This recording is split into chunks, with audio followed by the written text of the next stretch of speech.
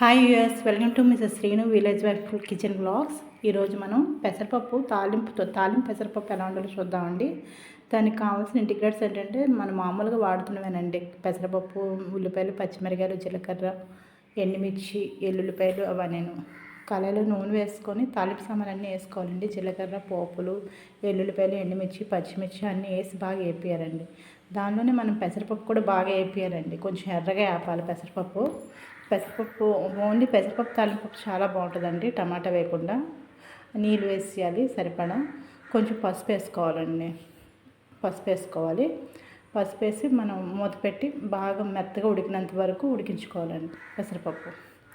అది ఇంకా ఉడకలేదు, కొంచెం సేపు అయితే ఇప్పుడు ఉడికిపోయిందండి బాగా ఉడికిన తర్వాత మనం కొంచెం కారం, ఉప్పు వేసుకోవాలండి. ముందు వేసుకోకూడదు. పెసరపప్పు బాగా ఉడికిన తర్వాత వేసుకొని ఉంటే అంతే టేస్టీ పెసరపప్పు చాలా బాగుంటుందండి. ముందే తాలింపు పెట్టేస్తాం కాబట్టి దీనిలో టమాటా వేయకుండానే ఇలా వండుకుంటే చాలా రుచిగా టేస్టీగా ఉంటుందండి. మా పిల్లలు ఇలా వండితే బాగా తినేస్తారు. ఒకసారి ఈ విధంగా ట్రై చేయండి.